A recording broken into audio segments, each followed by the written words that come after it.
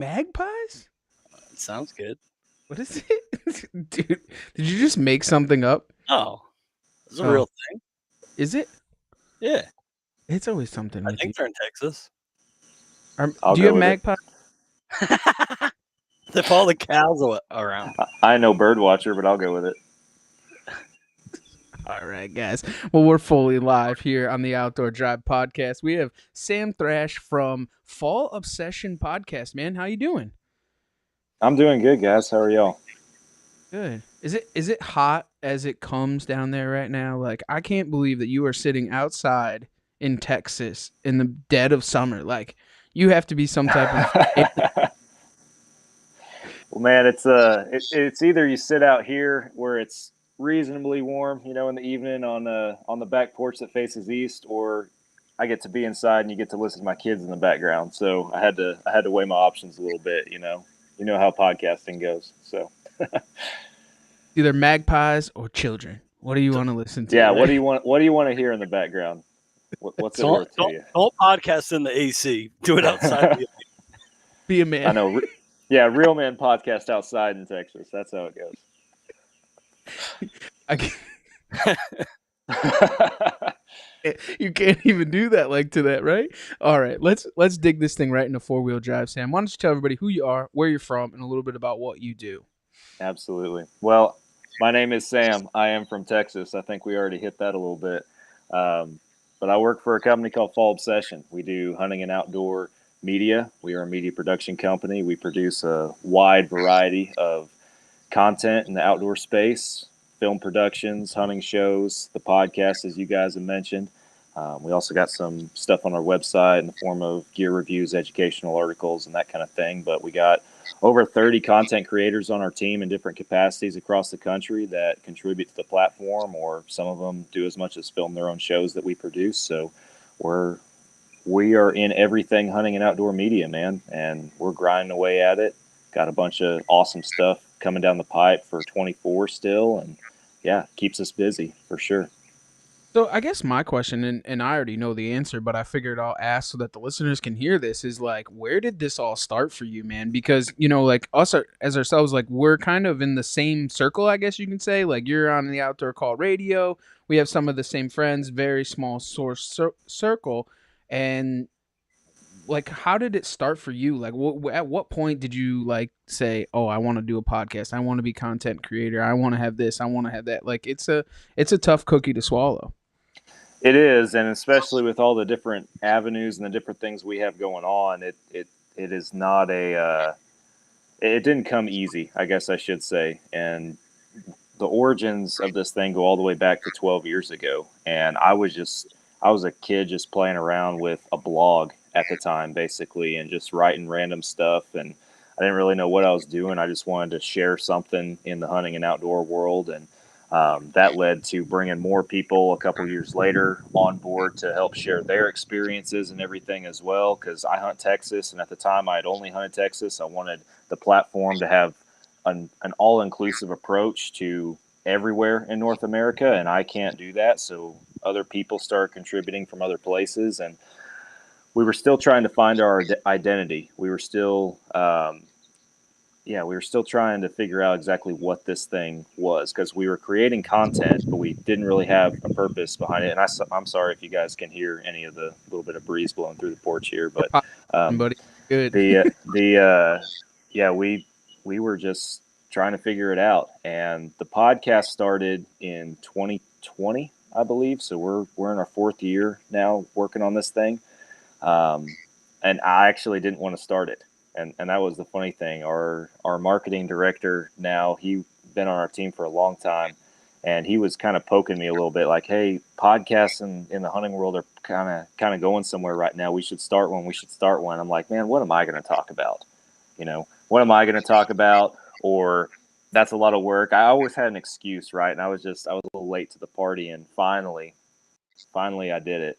Finally, we hit record for the first time, and what I can start flat here. That's the most listeners and the platforms and everything, and we've it off that the Carbon TV network and everything now as well, which has led to us, ramp some productions on some other hunting shows that we're producing. And we've gotten recently into what I would call the film. We're producing standalone films and everything right now. I got a couple of those in the hopper. So, a few years ago, we decided this is going to be a hunting and outdoor media production company, and we're going to run with it. And we've been flying by ever since. It's one of those things because it's kind of crazy, right? Like people don't understand the grind, right? Because you obviously have a normal day job, right? Like it's So this isn't full time for you. no, it is certainly not. I have yet to see a dime of profit for myself personally from the company, and that's a decision that our company has made, as far as what we're going to use the money that we make for. But I'm not full time. The company being a part of it obviously has some it's part from it and everything. But I'm a firefighter actually. That's my full time job, and that's what pays the bills at the end. It does allow me to pretty unique schedule. Don't work a normal Monday through Friday or anything like that. I'll go days at a time at the station, but then I'll have days at a time that I can focus on other things, whether that's stuff around the house or working on fall obsession, going hunting, whatever it might be. So it allows some flexibility in that regard, and I'm grateful for that for sure. So it's kind of crazy. So like everybody kind of like has this like perception of, okay, you have a podcast, you're content creating, you have a YouTube, you have a TV show, you should be making millions of dollars, right? Like that's like this big persona when it comes to, oh, you have 20,000 followers on TikTok and you have this and you have that, and oh, you should be making a ton of money. But I think a lot of people don't realize in the outdoor space, there's really, I hate to call it the industry. I'm not a big fan of this whole I don't like industry that word thing. either, man. I don't like that word either.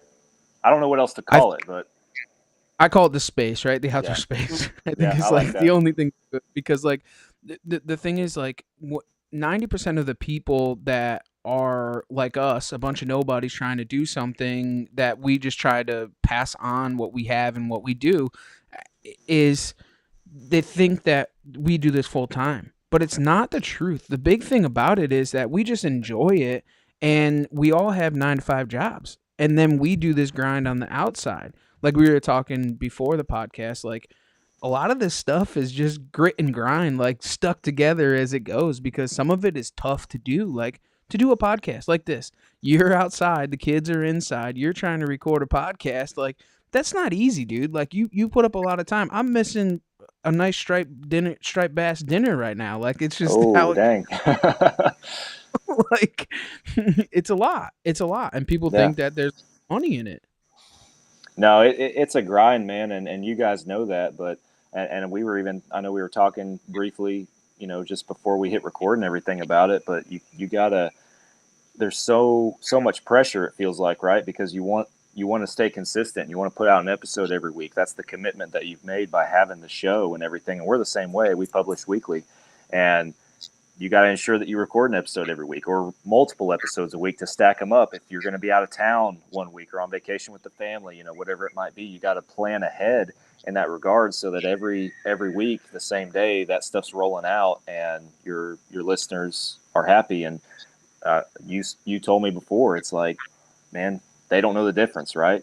It publishes and they listen and they enjoy it all the same. But at the end of the day, we're back here, hanging on by a thread and, drinking energy drinks and late nights and trying to make it happen, so. Did I just hear a horse in the background? You did. Fucking It's Texas, man. I got to lean into it at this point, guys. I do, so. That was a horse. That was, Yeah, there you go again. So.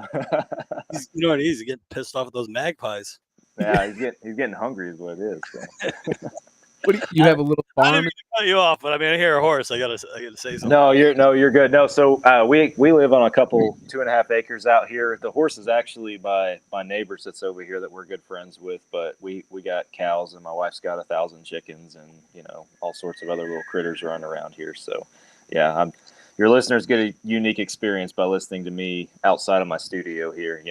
recording with horses and birds and chickens and stuff in the background. So Fits us well with the outdoor drive, honestly, because we always say we put down the tailgate, sit down with our buddies and chat. So I mean, it's nothing. It's just the full experience that we're getting here. That's all it is. yeah, yeah. If y'all were here right now, we would probably be sitting on this back porch with a beverage, hanging out anyway. So yeah, The same exact thing, man. And yeah. it's and it going back on it. I mean, like it's not that we're complaining about the grind, not by any means. We do it for the listeners, and we do Oh it yeah. because we do it and share that experience. I mean, like it's because we want to, like I mean I say it all the time. Steve says it. I mean, there could be two listeners or two watchers. It doesn't matter. Like we do it because we love it, right? Like it's hmm not. It's a love for it. It's not for the rich and the famous. Like we just enjoy it, and Yeah. and there's a lot of. I bet you like what's like. What do you think is like that like come to moment where you're like, oh, this is just the greatest thing in the world, where you just keeps you pushing and grinding on.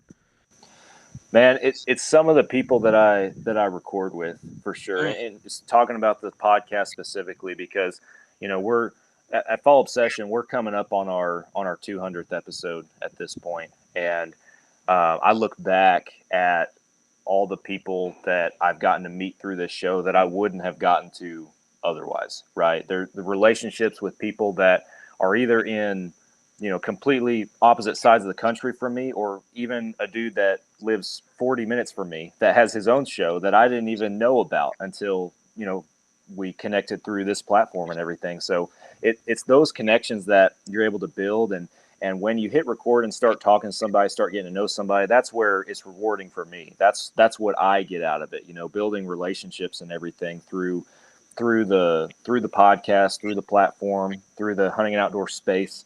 That's what it's about. And outside of the podcast, I just look at the opportunities. Right, there's been so many great opportunities that I've been grateful to be a part of because of being a part of an organization like this.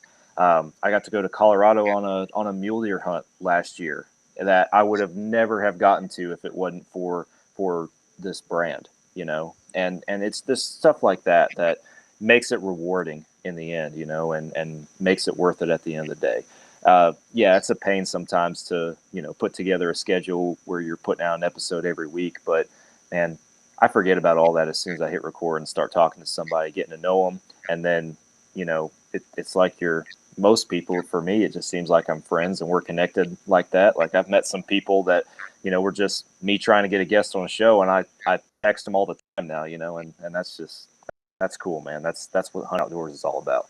So And it's funny is like, like as I you hit it on the head, honestly, because like we we as outdoor podcast, in that space, like we get to meet people from all over the country that we would never meet before. Like when we were younger, we would just go to the local hunting club and we would shake hands with some of the older fellas, but we didn't realize the people out there and the friends. I mean, some of my best friends are from across the country that I talk to every day. Like back yeah, in the day, forums. That's how like my outdoor life had started. Just like yours. Yours was a blog, and like you start to meet people and it starts to just tumbleweed down where you just meet more and more people across the whole entire country. Like you go to some of these outdoor events and you catch up with people. One of my greatest friends in the world is from North Dakota. Somehow I ended up with a dog from him. Like I don't even know what happened. But like it's just great. If it wasn't for a platform like this and social media, there is some really great things that come from it, and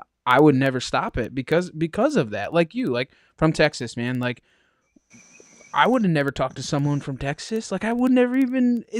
What if it wasn't for this? Like it yeah. just.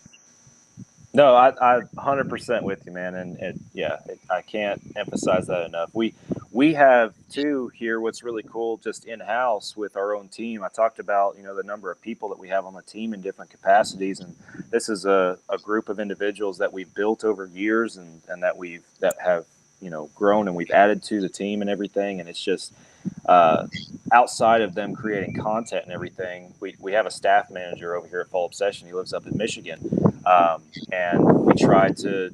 He works really hard to try and get groups of people across the country within our own organization together, and to hunt, to hang out, to fish, just, camp, whatever it might be. So again, these are relationships with folks that if it weren't for this platform, we would never all get to know. The 2 guys I went to Colorado with last year were from our team, and one of them lives in Colorado, the other's from Michigan. Our staff manager up in Michigan a couple summers ago, he came down here just because he wanted to shake my hand in person, because we had only met online and virtually like this. And I was like, well, it's 112 degrees outside, but if you want to go hog hunting, let's go. And so we went hog hunting for 2 days in a Texas July summer, and he shot one, and because for him, it was like, man, I'm from Michigan. I've never hunted pigs before. Like, this is a bucket list hunt for me. And I'm down here in Texas, like, they're around every corner. And I'm like, this is a bucket list hunt for somebody. That's my first reaction. It's like, I can kill a pig any day of the week. But that kind of also brought it in perspective for me. Like, man, I have the opportunity to check one off the bucket list for this guy. Let's go, let's go knock it out. And, one man's trash is another man's treasure. That's exactly what it is. I've shot pigs, and, just because they're a nuisance down here and they're gross. Some of the big ones, you shoot a pig and sometimes you don't do anything with it. But to this guy, it's a bucket list hunt, so. It's probably in the same where like you got to go to, to the out west and go mule deer hunting, bro.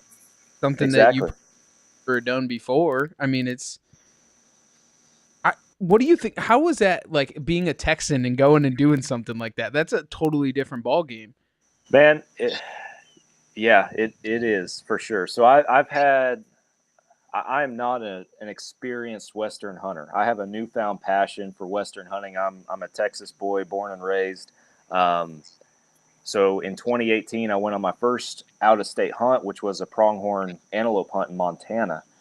Amazing experience. I ended up shooting a Pope and Young pronghorn with my bow on day 3 of that hunt, and did not realize until the second year when I went back how blessed I was to have that happen.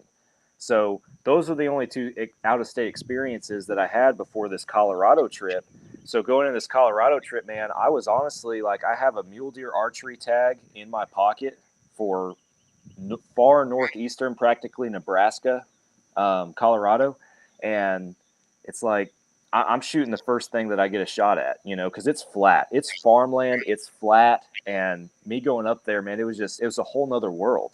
I went into it with an open mind, ready to learn. I was going with 2 guys. One of them lives up there, so he hunts it every year. He's very familiar with it, well-versed in it. The other guy had hunted that type of area before. So these guys know more than me. I'm going into it just ready to learn and ready to take advantage of any opportunity that God gave me. I wasn't going to wait to fling an arrow. That's got to be so cool though. Like just like being in a whole different, it's got to be like being in a whole different world to you. It was. And I mean, this is an old farming community. It's like I said, it's flat. Like they told me, hey, it's going to be flat when you get here. I'm like, okay, there's flat places in Texas. Obviously I get out there, man, it's flat. It is really flat. But I'm looking around, and it started off, I drove in a snowstorm to start. So that completely jacked up all of the deer activity that had been happening up to that point. So the first 2 days were real slow as far as the deer that we were seeing. And I'm just thinking in the back of my mind, like, man, I haven't even seen a good buck yet. I tried a little stalk on a forky just to say that I've tried a stalk on a mule deer. I was like, man, I'll take anything I can get at this point. And I mean, I can tell the story if y'all want me to, please, but please take it. Yeah, so it was day 3, midday.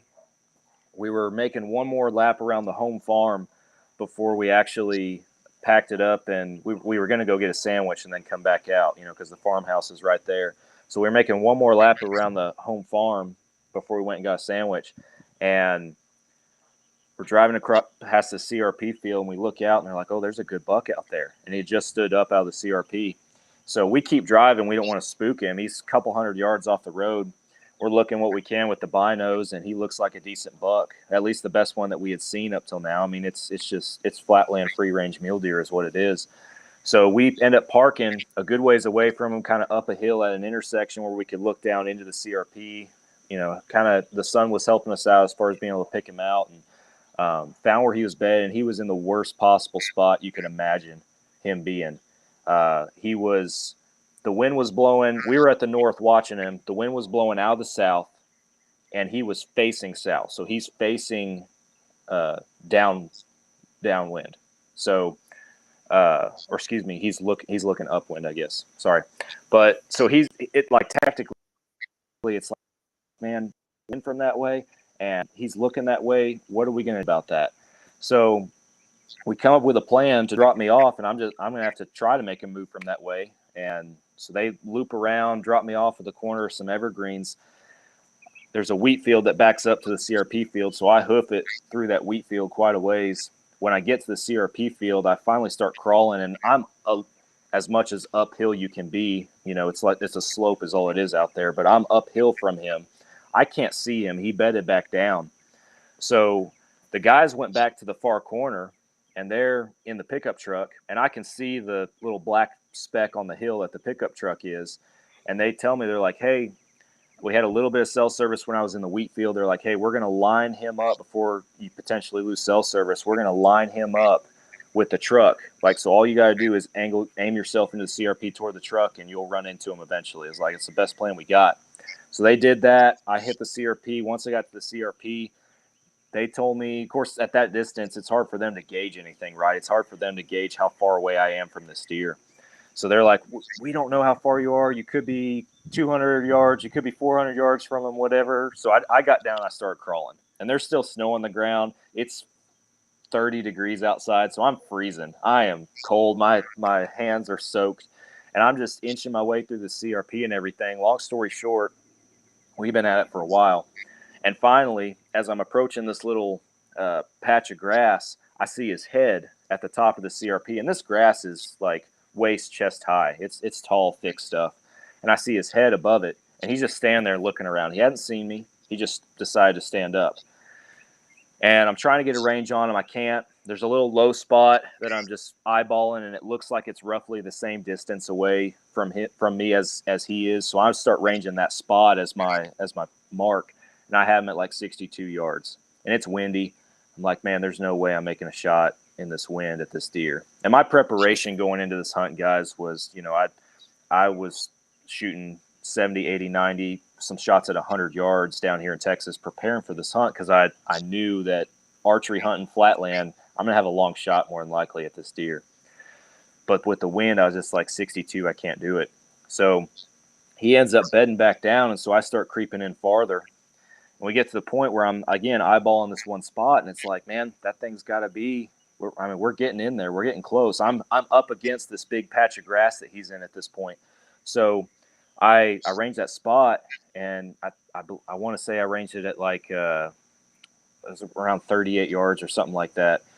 So I'm thinking, well, this is it. So I'm thinking back to all the hunting shows that I'd watched as a kid growing up, and these guys and crawling in and then giving the old mark at them and trying to get them to stand out of the CRP or the cornfield and that kind of stuff. I was like, well, work for them. I guess I'll try that.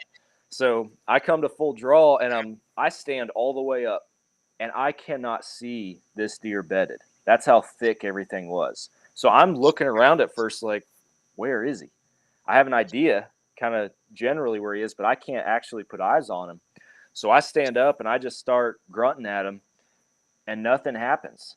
No deer stands up, nothing. So I let down. I just go back down thinking, well, I guess I'll get a little closer. So I start crawling in. I'm now like in the patch of grass that he's in, and I'm crawling in on my hands and knees, just set my bow in front, crawl to it, set my bow in front, easing in as quick as I can. The wind, thankfully, as windy as it was hiding my sound. So I had that, that going for me. But finally, I get 10 yards closer. I range that spot again at 28. I'm like, I have to find this deer. I need to know exactly where he is before I do anything else. So once again, I ease my way back up, fully standing. Can't see anything. So I have my binoculars, and I'm looking right in front of me with my binoculars, trying to find anything. And finally, I find his frame in the grass, sun gleaming off of it. So I'm like, all right, there he is. So draw back, same drill, grunt at him a couple times. He stands up, and he is hard quartering toward me. And the second he stood up, my pin was already set at 28, and it was sitting right there. And I just immediately let it fly. It couldn't have lined up more perfectly. And hit him. He takes off running. I can see my arrow sticking out. And I see blood pumping out and everything. And I watch him run out about 80, 100 yards. He stands there. I'm like, just go down, man. Just go down. And he crashes. And I just start jumping up and down. That pickup peels off, out there on the road. They've been watching the whole thing in the binos and in the glass. And man, we were celebrating. It was an unbelievable experience. And it was, I don't know, it sounds cliche, but it was like a movie, right? Like, I've watched these hunting shows my whole life, and I've watched these guys hunt these big mule deer out west and all this kind of stuff. And I've never experienced that, but from start to finish was almost 2 hours. I had covered, between walking and crawling, a mile on foot to get in on this deer, and to have it all pay off at the end. I was like, man, he's not a monster mule deer by any means, but he might as well be a 200-inch to me. I'm getting him shoulder mount and everything. It's like I can't not with that experience. So I mean, and you wanted to stop for lunch.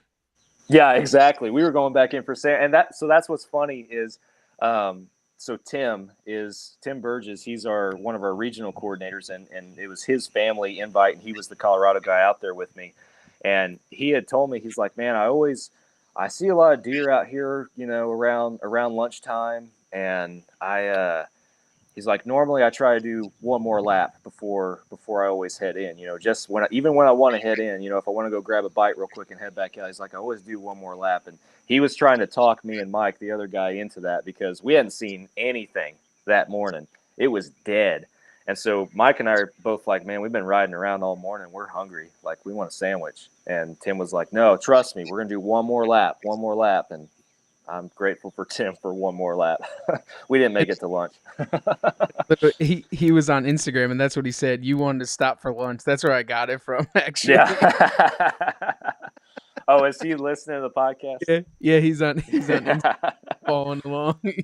That's awesome. Yeah, I got him to thank for that. He always does his traditional, let's give it one more look, and it paid off. So it's like being a fisherman in that one last cast. One more. Let me get one more, man.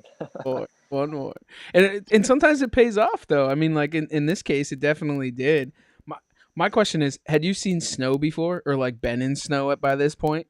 Yes, I know I'm from Texas, but I have experienced snow. We get these little ice storms down here is what we get, and there's snow with them, but it all just freezes over and it's slick and it sucks for a week. But yes, what's ironic is I've had now 3 out-of-state hunts in my life, 2 in Montana, 1 in Colorado, and every single one of them, the first day I've been hunting in the snow on every single one of them. Different location, different place every time, and I roughly the same time of year in Montana. But it's like, man, if I leave Texas, apparently, if I'm going hunting, everybody else better bring their snow gear, because there's going to be some snow at some point when we start our trip. So that's nuts. I mean, especially being from Texas, like you're not supposed to bring that with you. It just no. No, it's a coincidence for sure, but it definitely made the hunting a lot more challenging. Like even Tim talked about that. He knows those deer out there, the muleys and the whitetails out there better than anybody. And even he was saying, he's like, man, I've never, like, this weather's jacking with them. I've never seen it like this. It put a setback on our trip for sure. We lost. If we hadn't had snow, we probably would have had started off with 2 great days of hunting. But we had 2 sucky days of hunting to start our trip just because of the weather. So I think that it's sometimes when you do a travel hunt like that, it's almost better to have a crappy couple of days of the first day, because it makes it mean that much more when it all comes together, because you're in the highs of the highs and the lows of the lows, and then when it's together, it's like surreal when it actually happens. Yeah. And man, we were talking about the podcast and finding value in that and what we get out of it and everything like that. But for me too, just another thing that, being a part of an organization like this has done is that night I killed that mule deer at like 12:15 in the afternoon. That night, the three of us sat in camp and we recorded a podcast about it. So for the rest of my life, I can now go back and listen to Sam Thrash's excitement the day that he killed that mule deer. And we produced a film over the entirety of the trip. So for my whole life, I can go back and I can actually watch that film again, that as long as I live, and relive that experience. And that's something that, you know, I know self-filming is getting more and more popular. More and more guys are trying to do it. And man, I encourage that. The guys should, because that's even if it's just for yourself, that's the value in it, right? You can go back and relive some of these experiences, whether it's, you know, a big deer for you, an out-of-state hunt, your kid's first deer, whatever it might be. You can go back and relive it. So I think that's the best part about the whole entire thing. I think that that's kind of like the needle in the arm for us, is that exact scenario that you're talking about, yeah, like being part of something and somebody filming, or you self-filming, or even the podcast, just to tell that story someday. Like, it's funny, as we talk about this a lot, and I'll bring this up because it's probably something that's done a lot more in Texas than it is here, honestly, but okay, the most. You know, like, the big stories are sitting around the campfire. You meet an older gentleman and they go above their visor and they grab a Polaroid picture or a Kodak picture and they show you it. You know what I'm saying? And like, that's their memory. I don't know how many people that I've met, that old timers talking hunting stories here, they'll pull out an actual photo album of their hunts. Or I had a gentleman I met, big time fisherman, and the next time he saw me, he had his photo album and showed me the photo album.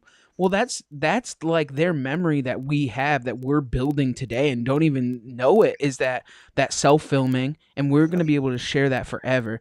The podcast, we can go back and listen to these things forever, show our grandchildren, show the younger generation, this is what we've done. It's honestly, we're building our own memories in our own time that are gonna, there's hard copies of them. yeah, no, 100%, man, and that's something like I, you know, I self film a majority of the time down here in Texas, and we produce a show actually on our hunting land down here and everything. So I'm always have a camera going and that kind of thing. And there are times where I'm like, man, I don't want to film this hunt. Like it's so much work, or I'm tired of bringing a camera with me, or doing all this extra stuff. I just want to hunt. I just want to go out there and hunt, But like last year, I got to take my son for his first hunt, and I filmed that whole thing, and it's just that stuff, man. Like you just said, you can't. Nothing compares, and you're gonna have that forever. So there's a big difference between self-filming and filming somebody else. 100% agree with that. I would much rather film somebody else. Oh yeah, Like make me full-time cameraman. Dude. Yeah, it's a lot of fun. I just did it last weekend for one of our team members, right?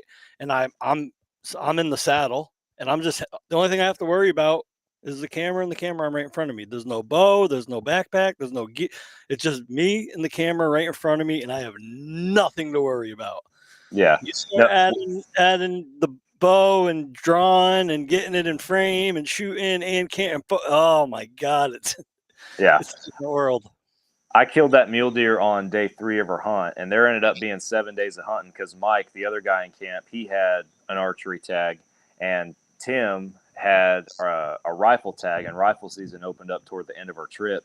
So after I killed my deer, there was plenty of hunting left to be had, and it felt kind of good to be the first one tagged out. Not just from the point of I got my tag filled, obviously, but at that point I was like, all right, I'm full on production mode now. Mm-hmm. I'm grabbing that camera and I'm in charge of filming. I don't have to worry about saying anything or talking or anything like that. You guys do your thing and I'll get it all. So, and the other cool thing too, like, I mean, I talk about all these people in our organization, but at the end of the day, we're a small organization. And I bring that up just to say, I do a lot of editing myself for our shows and stuff.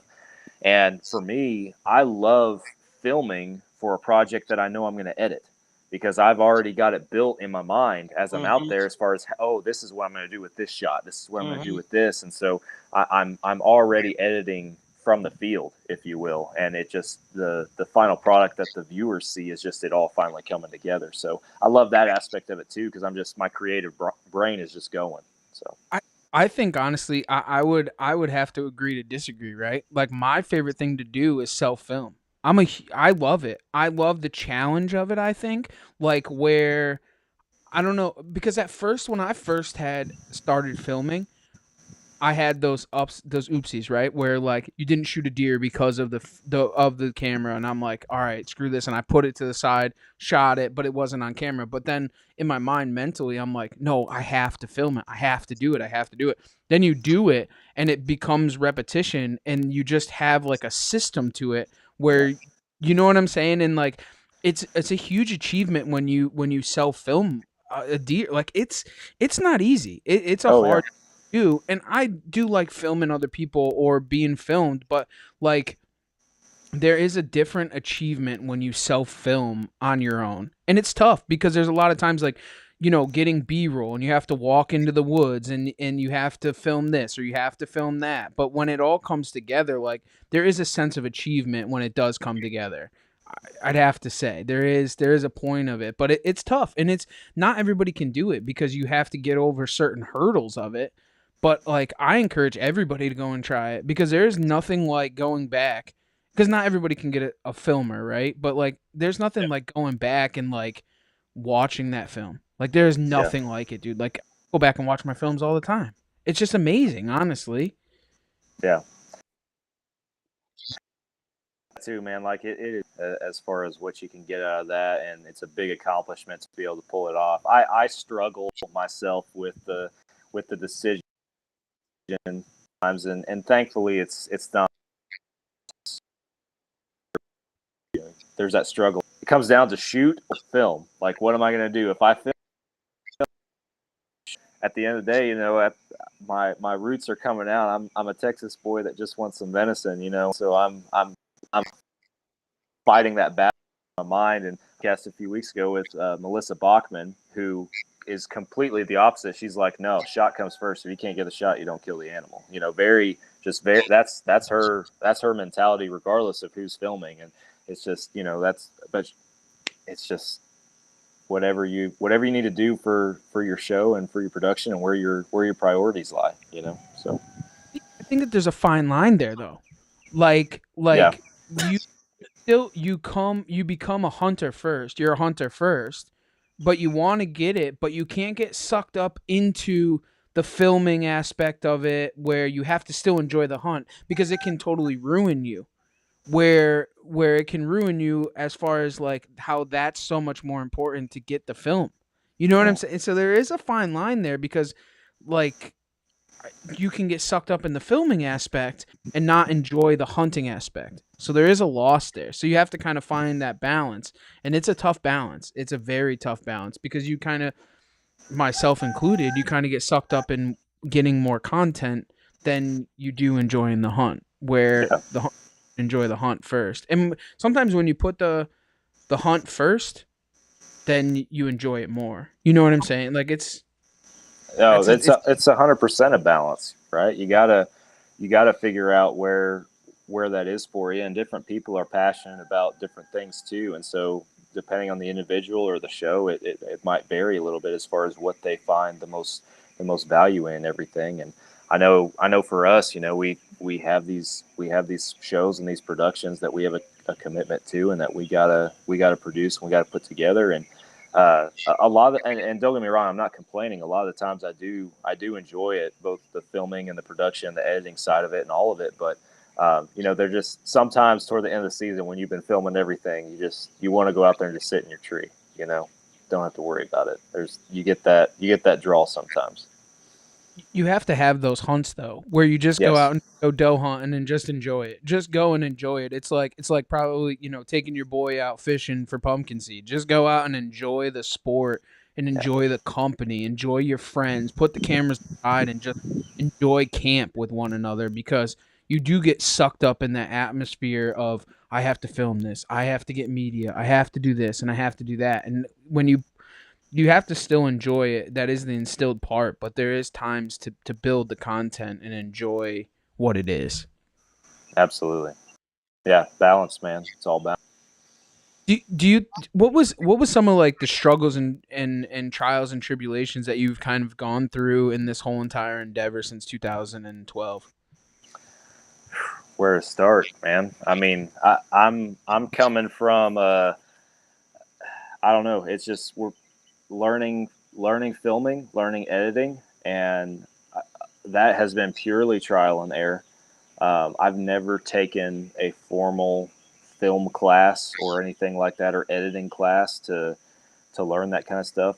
Everything that we do for the most part has been self-taught and by trial and error. And I'll go back and watch some of my films or some of my productions from 4, 5, 6 years ago, and it kind of make me cringe sometimes. I'm like, oh, that's just not my standard anymore, right? That's not the I've grown, as we all do in that realm, and so that's been a big one, just obviously from the standpoint of us being a media production company. And then I would say some of the other things that come to mind are, from a business side of everything. I'm a blue collar fireman, dude.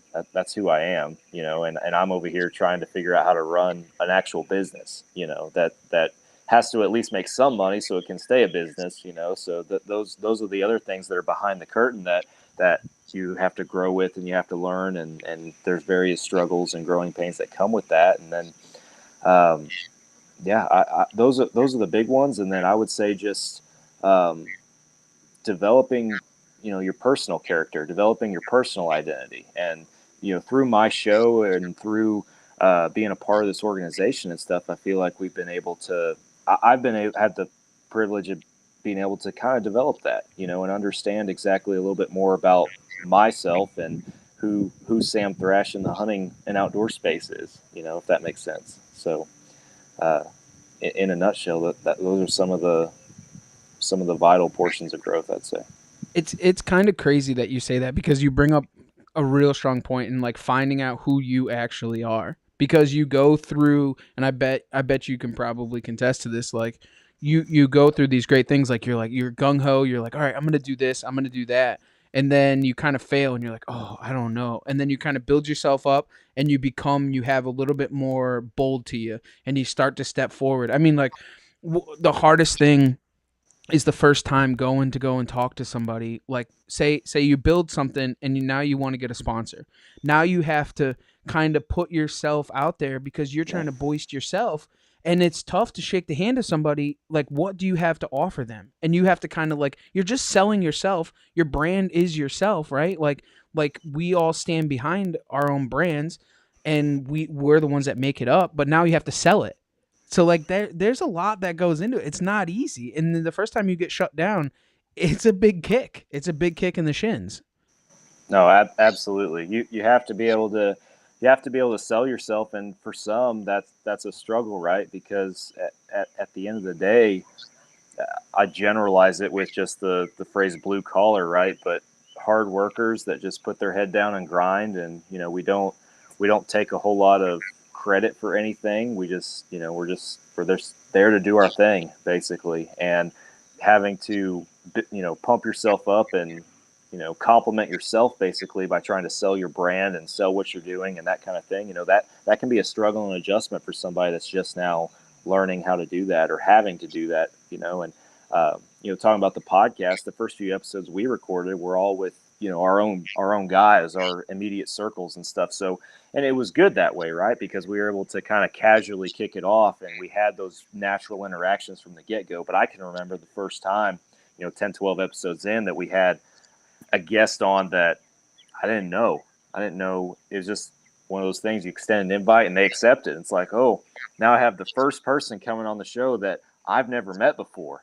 And I was super nervous as a show host, just because I never done that before. So that's a learning point too, as far as, being able to right out of the gate from the time that you turn the camera on and start talking to somebody on a virtual recording like this, being able to immediately find that connection and start talking and interacting with one another. That can be hard for some people, but at the end of the day, we're all hunters, and we all have that in common. And that's the thing that brings us together and that we can build on. And for a show host, at least, that's where I obviously find that immediate connection with somebody. So And one of the scary things too going through. Oh, go ahead, Steve.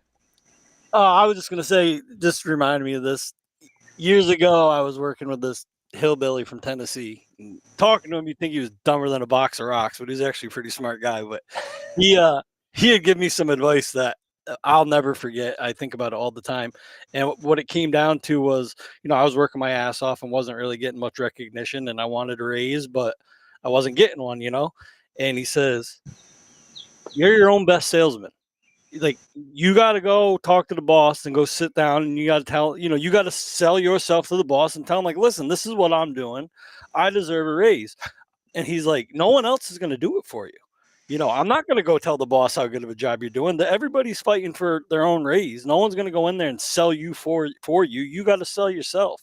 Yeah. And I took his advice. I went into the boss's office. I shut the door and I walked out with a raise. That advice has stuck with me. Like, we're talking about podcasts and stuff like that. Like, no one else is going to do it for you. You got to build that confidence. You got to be able to go in there and shut the door and sell yourself, because you can't expect somebody else to recognize you without, you have to have that confidence. Absolutely. Sometimes you can't sit back and just wait for it to come to you. I think one of the toughest things too, like with the podcast, like who are we to have this conversation?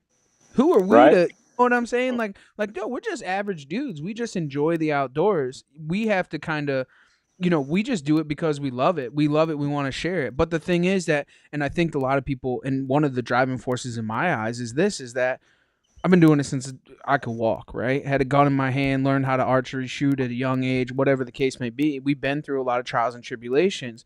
There's people out there that are way better than me, and I'll hold a hat. I couldn't hold a hat to them. You know what I'm saying? And I'll give Yeah, them a hand, exactly. whatever. And I'll recognize people who need to be recognized. But there's a lot of people out there that are going through the steps that I went through at 10, 12, 13, 15, 18 years old that are 35, 45 that might be want to hear this and they might want to try to do something and they can learn from it.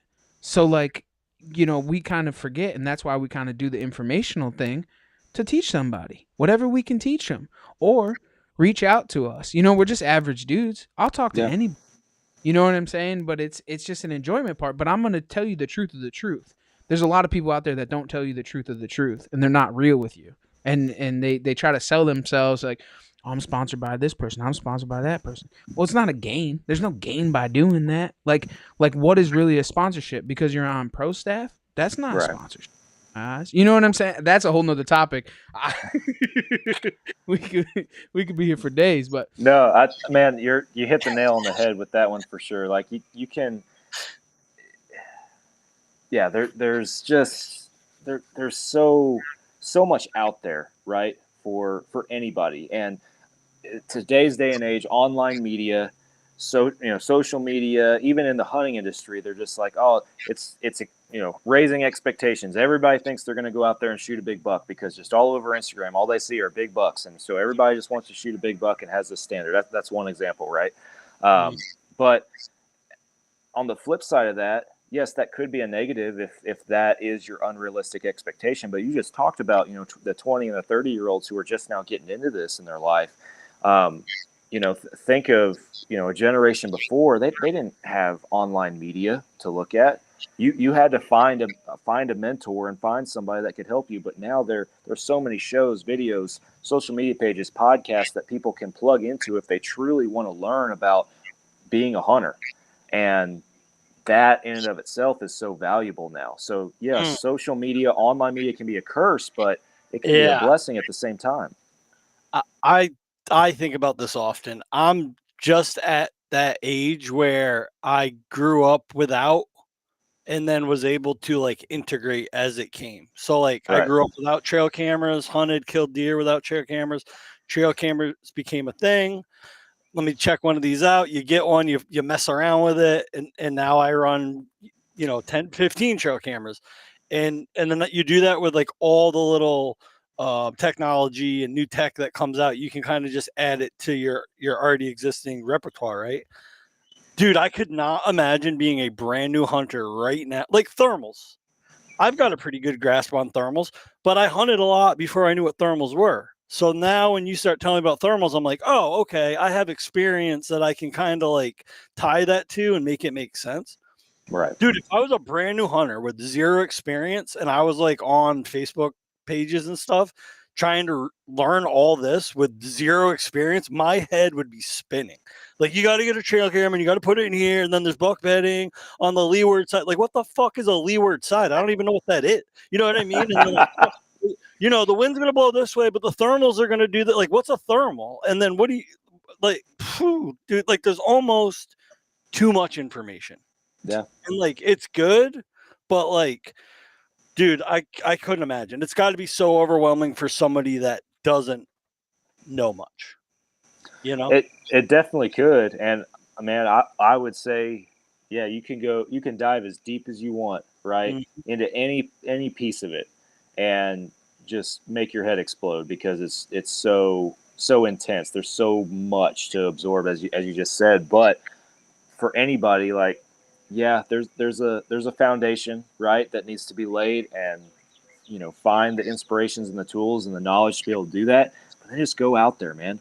Just go out there and do it. That's what it comes down to. Is we've all learned so much and much more than any online thing can teach us just from our own experiences and doing it wrong plenty of times, right? So not telling everybody they're going to go out there and mess up, but there will be mistakes made, right? And you learn from those, and just getting out there, enjoying the outdoors, and getting your feet into it, and seeing where it takes you, man. That's step one, right there. Right. Go out there and be a Texan and enjoy eating venison is what you really need to do. You don't need to go out there and worry about thermals. Just go hunting. How many times did you go out there and just hunted? You got in the same stand, didn't matter which way the wind blowed, and you shot a deer. Like, it didn't matter. Just go. Oh yeah, no, I've gone hunting with a dude that hunts in the same stand every single day, and he gets in there, and the second he gets in there, he lights his cigarette, and he sits in there, and he smokes him a cigarette to start off his hunt and everything. He's sitting there in his blue jeans and his flannel, and the dude has killed some big deer. He has killed some big deer. For a second, I thought you were talking about my dad, but he doesn't smoke cigarettes. No, but the other problem with being in the age of technology and all this stuff is, the opportunity to get the experience. Like, how many sits a year do you actually get in a tree? Say we're talking about just deer. How many sits does an average guy get per year? Like, right. 20 is probably a lot more. 20 is 10, 15 sits a year is probably better than average for most guys, right? So that's your only opportunity to get like real life experience. But the rest of the year, you can listen to 3 podcasts a day, every day of the year. Go home, watch YouTube, read magazines. You can absorb all this information all year long, but you're limited in like how much time you get real experience, Yeah. And so like there's a huge imbalance there. But it's not a bad thing because, I mean, if you can't be in a tree, you might as well be doing something else to get better and improve yourself. But nothing replaces that experience, and you can only get it. You only have so much opportunities a year to get in a tree, Yeah, man, and that's one thing. Like, even I think about these Western hunts, a few of them that I've been able to be on, and we're talking weeks at a time that we're going out and hunting all day. If most of the day, if not all day, pretty much. Unless we got to go in and get a sandwich with Tim, So we're out there all the time, and we're learning so much about these animals. Like, and I'm speaking for myself. Like, I've hunted whitetails and pigs my whole life in Texas, but then I've hunted pronghorn now. I've hunted mule deer now, not for weeks or months of my life, but 1 week grinding away at it, and that's all that's on your mind, and you're hyper focused into that animal's behavior, how to hunt that animal. Even if you only have in your life a few weeks of hunting a Western animal like that, for example, man, that experience goes a long way. It really can in helping somebody develop as a hunter, hunting that specific species, and then even coming back down here. It's a different animal, but there's still pieces of that animal's behavior and everything, and pieces of that experience that are applicable to hunting Texas, for example. So I was gonna ask you that. Did you take your Western hunting and bring it back? Go out there and try and stalk some pigs or something behind some cactuses? I was gonna ask that, but I let it fly. I did not necessarily. So we do a veteran hunt every year here at Fall Obsession, and it's down here in Texas. It's a whitetail hunt, and I guess when people would traditionally think of Texas, this would probably be it. It's scrub brush. There's some big fields. There's little treed creek beds and that kind of stuff. But it also is pretty flat terrain. But where we're hunting, there are so many deer. There are so many deer, and we got our veteran on her deer pretty quick. She tagged out, and then there was another guy in camp that had a tag, and I was going to go film for him for the we were still there, and we did we did try a stalk on a whitetail. We did do that, and that was 10 days after my mule deer hunt. And he's looking at me, and then we're good friends outside of hunting, and he's looking at me like, "You're the expert here. You know what to do. I'm just following your lead. I know you're filming, but I'm following your lead." And I'm like, "Dude, this isn't gonna work. There's no way this is gonna work." And it didn't. Of course, it didn't. These are skittish Texas whitetails, but we gave it a good old college try. That's awesome. That's absolutely awesome. Sam, this has been absolutely great. But before we let you go, man, I got one last question for you. And we ask everybody this. We want to know what drives you outdoors. What drives me outdoors, man? It is my place. It is a part of my identity as far as who I am. I am a hunter, and that does not mean that I'm a stone cold killer that just goes out there and blasts away. Right? That's not who I am. I find so much value in just being outdoors, in being in a tree stand. That the mental therapy for that, just being able to watch a sunrise and you know the woods come alive on a cool November, man, just it gives me chills thinking about it, and that is that's the release, the decompression that I think every person, that's what drives me outdoors. I could have the best hunt in the world. I don't even have to kill an animal, basically. It is just me out there on a cool November morning in my tree stand, man. That alone is the best hunt in the world, and that's what it's all about. And aside from that, it's the people that you're with, it's the people that you do it with, and we've talked a lot in this episode about relationships, right? And it's the people that you get to spend time with in camp. um, I grew up hunting with my dad when I was a kid, and then kind of when I was a teenager and I started hunting by myself more. um, my dad and I would not. We stopped. Just I don't know. We didn't fall apart or fall out or anything, but we didn't hunt together as much, is what it seemed like. And recently we've been managing this property. This is year number 4 managing this same property down here in Texas. Him and I and a couple other guys. And so for the now going on 4 years, I've gotten to hunt with my dad again. You know, and that to me, that in itself is invaluable. It's taken me back to being a kid again, man. And sharing hunting camp with your dad and everything. And we joke that the tables have flipped because when I was little, obviously he would drop me off at my stand and pick me up, and now I drop him off at his stand and pick him up, and everything. Or I cook him breakfast now, and whatever it might be. But getting to spend that time outdoors with your dad, with your brothers, with friends, whatever it might be, uh, that's invaluable. And those are memories that you're never going to forget. And folks that have that need to cherish it, as long as it lasts. The Colorado hunt, I was tickled to kill a deer, but the 2 guys I was there with, man, they made it. They made the trip. Ultimately, that's what made it worth it. So, ton of reasons and a long answer, but that's what gets me outdoors. All the right reasons, my friend. Honestly, it's all the things that we preach weekly. Is exactly that, and how important it actually is that you don't get sucked up in the everyday content creator influencer Yep. pocket, that you're honestly out there and doing it for the right reasons. Whether you have to we actually have a similar story, and we all spend time with our dads, we all spend time with our family, we all spend time with our friends, and we kind of like we had said earlier, I mean, you got to kind of put the camera aside and enjoy the outdoors, because if you're not enjoying it, it's going to be over in a flash, in a blink of an eye, and you got to enjoy it now. Today Yeah. is the not tomorrow. When you realize it, it's a lot better when it's actually realized and you're not sucked up in it, because there's a lot of people that do get sucked up in it and they're missing out on some great things and great friends and great people that they can be and enjoying. But Absolutely. Sam, why don't you tell everybody where they can find you, follow along, kind of check you out, and kind of listen to you if they feel that that's what they want to be doing. For sure. So, Fall Obsession, we are all over social media, all the major platforms: Facebook, Instagram, Twitter, or X, whatever it is now. Um, you can find us on there. We have 4 different shows, including our podcast that stream on Carbon TV. That's for anybody that doesn't know what Carbon TV is. It's a free hunting and outdoor streaming service. It's like Netflix, basically. So there's a ton of awesome stuff on there. You'll find our podcast on there. The show that I produce down here in Texas is called Texas Dirt. It's a whitetail management / whitetail hunting show up here, or down here. So check that out. Fallobsession.com is the website, and if nothing else, go there, and all the content and everything filters through there. Check us out on YouTube. Subscribe.